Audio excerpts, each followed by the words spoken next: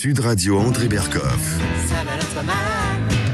Berkoff dans tous ses états, ça balance pas mal sur Sud Radio. Mais cassez-vous, Pierre Perret, on est ravis de tout savoir sur le zizi. Maintenant, c'est très important, bien sûr, le zizi et puis tout le reste. Mais à quel âge, comment, la famille, l'école, qui doit faire cela? Nous avions entendu le précédent ministre de l'Éducation nationale, Monsieur Pape Ndiaye, accorder toute son attention à ceci, et avec quand même des dérives assez spéciales, des dérives assez spéciales quand même qu'on a vu un peu partout, y compris en Belgique, dans certains manuels scolaires, où vraiment des enfants de 5, 6 ans, 7 ans, on leur expliquait un certain nombre de choses dans des détails. Est-ce vraiment la place de l'école et des manuels? On va en parler avec vous, et avec évidemment la porte-parole des Mamans Louves. Christelle Comé, bonjour. Bonjour André, merci de nous recevoir. Bonjour, vous êtes vice-présidente des Mamans Louves. Alors, Christelle, je voudrais juste vous faire écouter ce que disait Gabriel Attal, au moment de le lancement de son projet de loi, sur l'école. Écoutez, c'est le Premier ministre qui parle. À l'école primaire, on doit apprendre le respect de l'intégrité du corps, le fait on ne peut pas atteindre l'intégrité du corps, que si c'est le cas, c'est des violences et qu'il faut les signaler, apprendre ça aux enfants. Ensuite, sur l'éducation sexuelle en tant que telle, ça doit venir au collège et au lycée, mais clarifier ça. Donc ça sera fait pour que ces temps d'apprentissage aient lieu pour tous les élèves chaque année. Et 2, qu'on ait de nouveaux dispositifs pour recueillir la parole. Alors voilà, il en a parlé plus longuement, mais dites-moi, est-ce que ce n'est pas quand même un peu encourageant, Christelle, parce que quand il parle de l'intégrité du corps, il insiste là-dessus, c'est quand même une charge un peu contre cette espèce de genrisme, j'allais dire, du genré, et on a vu les ravages que ça pouvait faire, y compris chez les plus jeunes. Et quand il dit qu'il faut clarifier l'éducation sexuelle et les conditions, on a l'impression, alors je ne sais pas ce que vous en pensez, ça nous intéresse, est-ce que ça ne va pas plutôt dans le bon sens par rapport à quelques excès qu'il y a eu auparavant? Je commencerai par vous dire, André, qu'on ne peut qu'espérer que ça aille dans le bon sens. Précisément, on s'attendait à cette annonce de Gabriel Attal au sujet de ces programmes d'éducation à la sexualité, puisque le Conseil supérieur des programmes doit publier d'ici la fin janvier leur rapport. Je rappelle que le Conseil supérieur des programmes avait été saisi par l'ancien ministre de l'Éducation nationale, Pape Ndiaye, avant son départ, et comme vous l'avez très justement dit en préambule, ministre qui avait fait de la priorité de son mandat de l'éducation à la sexualité. Ce qui est important aussi de dire, André, c'est que depuis maintenant un peu plus d'1 an, on travaille sur ce sujet d'éducation à la sexualité avec SOS Éducation, qui est une association qui porte ce sujet. Tout à fait. Et nous allons consacrer une émission la semaine prochaine spécialement là-dessus, Christelle. Vous le savez. Oui, je suis au courant et j'en suis ravie.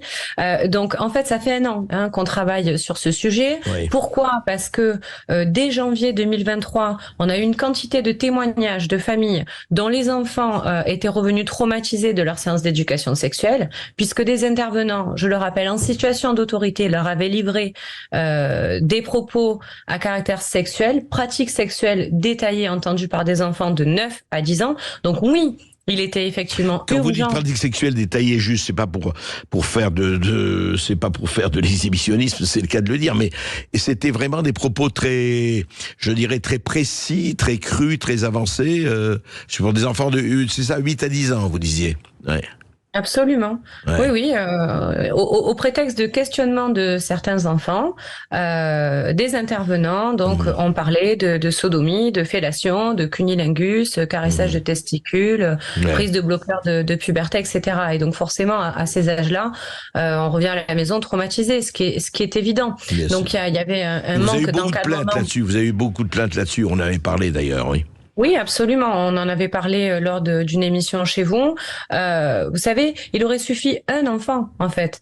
Dans une classe, déjà une classe, ça représente 30 élèves. Ouais. On a eu des témoignages de vingtaines de familles, dont certaines nous ont porté mandat pour qu'on puisse justement écrire au ministère compétent. Donc, nous avons écrit avec SOS Éducation au ministère de l'Éducation nationale, donc avec les deux ministres qui ont occupé ces postes, nous n'avons jamais eu de retour. Voilà, donc ça, c'est un véritable problème. Cette déresponsabilisation de l'institution, c'est un véritable problème. Et dites-moi, Christelle, alors qu'est-ce que, de ce point de vue, qu'est-ce que vous attendez de Gabriel Attal et qu'est-ce que vous attendez, enfin de Gabriel Attal et de la nouvelle ministre de l'Éducation, Amélie Oudéa-Castéra, on en parlera, c'est un peu compliqué pour elle en ce moment, mais enfin bon, qu'est-ce que vous attendez du gouvernement, des autorités, qu'on corrige le tir par rapport à ce qui s'est passé, et très précisément et concrètement, qu'est-ce que vous souhaitez ? Alors déjà, il va falloir que je vous dise quelque chose d'important, c'est qu'au vu du mutisme de ce mammouth qui est l'éducation nationale, on n'attendait plus grand-chose finalement du ministère de l'Éducation nationale. Ouais. Et étant donné que le Conseil supérieur des programmes avait été saisi pour rédiger des programmes qui concernaient directement cette éducation à la sexualité, Sophie a décidé de réunir un collège d'experts avec d'éminents professionnels de l'enfance, des scientifiques, des professionnels du droit, autour d'un comité auquel nous appartenons, dans l'objectif d'être entendus. Ce à quoi il y a eu déjà une première étape, puisque le Conseil supérieur des programmes a reçu ce collège d'experts, avec un travail donc titanesque qui a été accompli pour fournir une expertise complète et fouillée du sujet de l'éducation à la sexualité, de ce qu'est le développement de l'enfant, de l'adolescent. Et donc, il y a eu cette première étape. Ce travail d'analyse des enjeux, des risques et des potentiels bénéfices à la sexualité, d'éducation à la sexualité, a été compilé dans une note qui a été rédigée par Sophie de SOS Éducation. Mais Christelle, on va en parler de cela. Oui, mais pardon, mais vous allez pas nous donner le programme puisqu'on va en parler la semaine prochaine. Ce qu'il y a aujourd'hui, moi, ce que j'attendais de vous aujourd'hui, ce que j'attends de vous, c'est l'état des lieux. Est-ce qu'aujourd'hui, qu'est-ce qui se passe dans les écoles françaises aujourd'hui? Après, ce qui va être corrigé, mais est-ce qu'aujourd'hui, ce que vous avez eu comme témoignage, si vous voulez, etc. Est-ce que cet enseignement continue comme il y a 1 an ou 2 ans par rapport aux plaintes que vous avez eues? Est-ce que les blocages effectivement, ou les études de genre, ou ceci, cela, est-ce que tout ça continue? Ou il y a, je dirais pas un coup d'arrêt, ou en tout cas, on est en train déjà de changer un peu les choses, ou pas?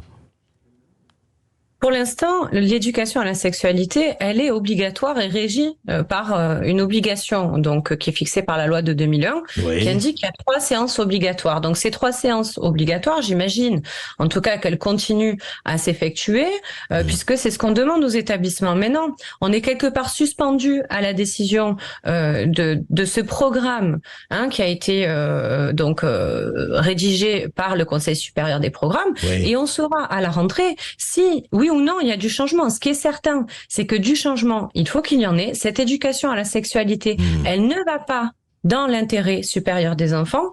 Nous, c'est l'objectif en fait de notre existence, c'est préserver l'intérêt supérieur des enfants. Et dans les faits, ce travail, non pas que je vais spoiler parce qu'il sera présenté chez vous la semaine prochaine, en fait, cette expertise-là, elle était nécessaire pour que la patate chaude qui a été donnée au Conseil supérieur des programmes, qui se retrouve à devoir rédiger et intégrer dans des programmes comme une matière à part entière cette éducation à la sexualité, on attend de pied ferme leur décision parce qu'elle va être décisive. C'est-à-dire que les enfants français, aujourd'hui, clairement, on l'a vu de par tous les témoignages précédents, et ceux aussi, ça date pas d'hier, je veux dire, il y a des professionnels qui le dénoncent depuis 2017. Bien sûr. Il y a un danger qui est imminent, il y a un manque de formation de la part des personnels qui interviennent, il y a des associations extérieures, militantes, remplies d'idéologies qui n'ont pas leur place dans l'école de la République, qui n'ont pas leur place à venir éduquer les enfants au sexe, parce que c'est extrêmement dangereux pour leur développement cognitif, psycho-affectif. Donc cela doit changer. On espère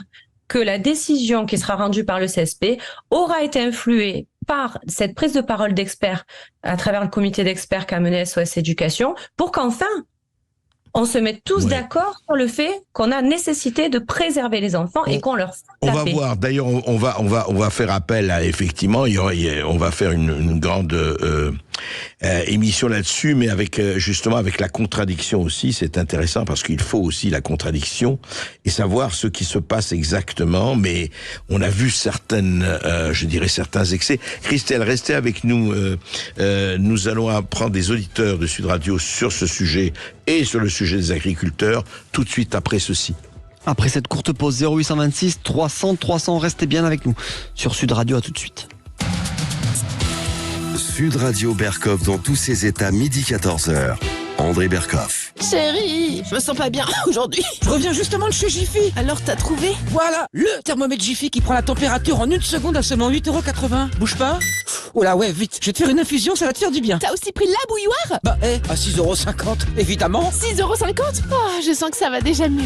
Encore mieux que les soldes, les bons prix Jiffy. En ce moment, le thermomètre frontal est à 8,80 € et la bouilloire est au prix réconfortant de 6,50 €. Alors, ça va mieux? Bah, à ce prix-là, t'y retournes. J'ai fait des idées de génie. Ouvert même le dimanche. Arrête de dire des bêtises, Tim. Mais papa, c'est vrai. Les super-héros, ça n'existe pas. Et la série spéciale VV Édition, tout équipée à ce prix-là, ça existe encore moins. C'est compris? Mais je te jure, papa. Tim, tu arrêtes. Mais si. Vous allez avoir du mal à y croire. Mais en ce moment, chez Volkswagen, la série spéciale VV Édition est à partir de 179 € par mois. Pour une Polo neuve, LLD 37 mois, 30 000 km. Premier loyer 4 500 € si acceptation par Volkswagen Bank. Offre à particulier valable du 1er au 31 janvier dans la limite des stocks disponibles dans le réseau participant. Voir conditions sur Volkswagen.fr. Au quotidien, prenez les transports en commun. Écoutez Sud Radio Lyon en DAB+. Sud Radio. Ce samedi à Superbès, c'est l'ultime épreuve du e-Trophée Andros avec Sud Radio. Retrouvez les virtuoses de la glisse pour la plus grande course sur glace du monde. Toutes les infos sur trophéandros.com. Infos, résultats et le direct des courses en live streaming sur trophéandros.com. Le e-Trophée Andros, la plus grande course sur glace au monde avec Sud Radio. Ouais, chouette ambiance ce matin. On a gagné un truc. Pas tout à fait, mais presque. Regarde. Ouais, une imprimante. Actuellement et jusqu'au 27 janvier chez Bureau Vallée, l'imprimante multifonction jet d'encre Canon Maxify MB 2150, 4 en 1, est à 89,90 € au lieu de 119,90 € habituellement. Elle a une vitesse d'impression jusqu'à 19 images par minute en format A4. Ah, je comprends mieux. Bureau Vallée, on met la barre très haut et les prix très bas. Voir détails de l'offre et magasins participants sur bureau-vallée.fr. Bon, alors vous, c'est très clair. Vous avez besoin de déconnecter, de montagne et de nature. Donc, je vous prescris un grand bol d'air à 1800 mètres, matin, midi et soir. De la marche nordique, du ski de fond, des raquettes, des activités insolites, dans une nature préservée. Abeilles, en Ariège. Et on se revoit dans quelques jours.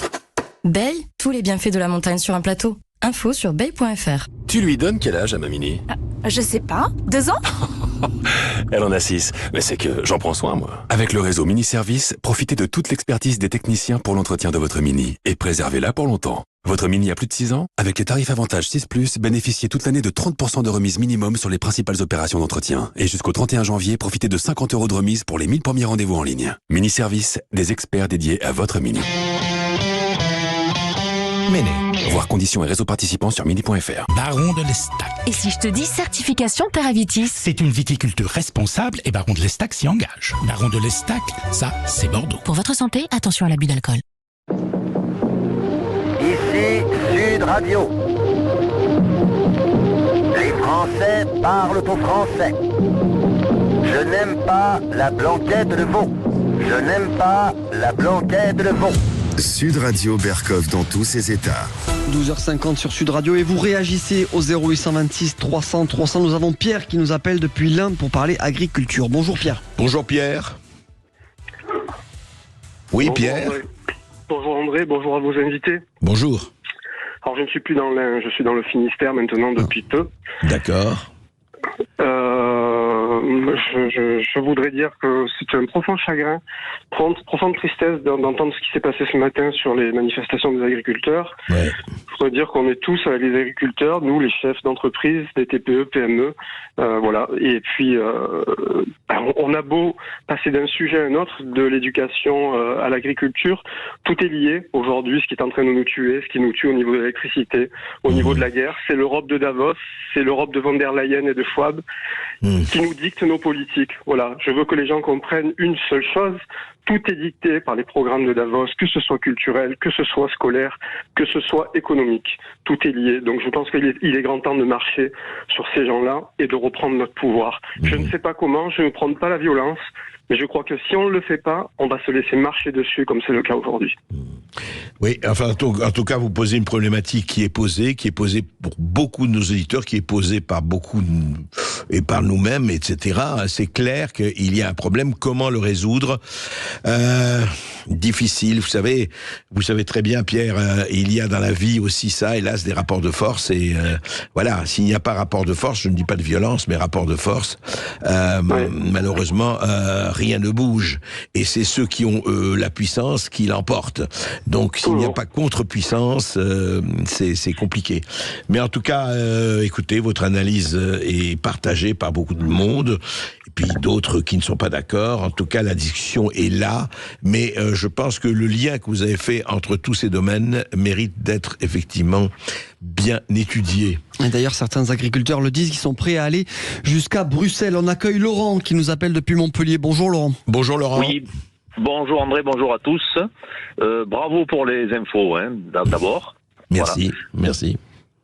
Alors moi je voulais rapporter les propos de Gérard Larcher ce matin sur une radio concurrente qui nous disait que la moitié des poulets que nous consommons en France viennent de l'étranger, donc la moitié des poulets, que 70% des fruits, 70% des fruits viennent de l'étranger, et ce qui m'a paru le plus surréaliste, c'est qu'il a dit que dans 3 ans, en 2027, nous serons importateurs nets de lait.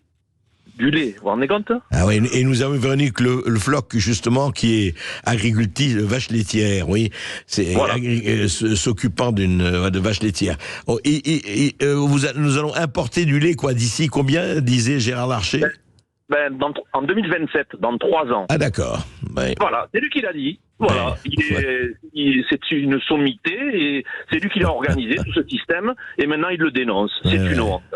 C'est une honte. Si c'est pas lui, c'est donc son frère, mais c'est pareil. Enfin, et voilà. Mais alors Laurent, je vous demandais, pour vous, qu'est-ce qu'il faudrait faire?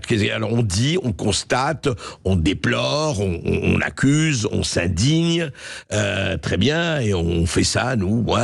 Qu'est-ce qu'on fait? Et à chaque fois, on dit voilà, qu'est-ce qu'on fait? Et on se dit mais là, parce qu'à un moment donné, on voit très très bien les trajectoires, on voit très bien la démarche, on voit très bien ce qui se passe, et ça n'a rien effectivement de caché. D'ailleurs, tout ça se passe dans la transparence. C'est pour ça que les gens qui parlent de conspirationnisme ou de tout ça sont complètement imbéciles. Il n'y a rien de caché là-dedans. Tout est là pour le coup, il y a de la transparence, pas comme au Parlement de Bruxelles ou à la Commission européenne. Mais alors, à votre avis, vous êtes citoyen, qu'est-ce qu'on peut faire pour vous? Eh ben, qu'est-ce qu'il faudrait faire? C'est simplement la continuation de la politique. Qu'est-ce que c'est la continuation de la politique? C'est la guerre. Voilà, c'est tout. Et c'est ça, c'est ce qui se passe. Quand les politiciens entre eux ne s'entendent plus, ils envoient leur armée. Eh ben nous, les citoyens, quand on n'arrive plus à se faire entendre, il faut y aller. Il faut l'expression corporelle, la bagarre, la castagne, c'est de l'expression corporelle. Il faut aller là maintenant. Il n'y a pas d'autre solution. Ce n'est plus la peine de parler, de polémiquer, de faire de la philosophie. Ça ne sert à rien. Ils rigolent là-haut. Vous vous rendez compte? Ils rigolent. Ils nous écoutent et ils rigolent. Et oui, donc il faut en arriver à sortir la boîte à gifles, tout simplement. Voilà.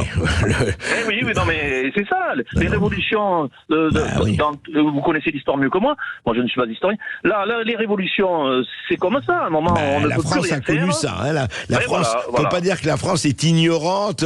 En tout cas, l'histoire de France est remplie de cela. Effectivement, à des moments, il faut savoir ce qu'on veut et sans prôner. Ne pas avoir peur de la mort. Ne pas avoir peur de la mort pour ceux qui seront en première ligne et y aller pour nos enfants et nos petits enfants. Et tant pis. C'est comme ça. On va y aller. Vaste programme, Laurent, vaste programme. Écoutez, on verra. En tout cas, merci de votre intervention. Merci Laurent d'avoir été avec nous. On marque une courte pause. On va se retrouver après les infos de 13h et continuer à réagir bien sûr 0826 300 300 si vous voulez parler d'actualité ou d'agriculture. Et là, tout à l'heure, on va parler du Yémen puisqu'André Berkoff reçoit le journaliste d'investigation Romain Molina. Restez bien avec nous 0826 300 300 sur Sud Radio. patrimoine historique, gastronomie renommée, quartiers animés, festivités culturelles, bouchons lyonnais, sport et créativité. Dès le 29 janvier, Sud Radio Parlons Vrai arrive à Lyon sur 105.8. Connectez-vous aussi avec l'appli Sud Radio et parlons vrai.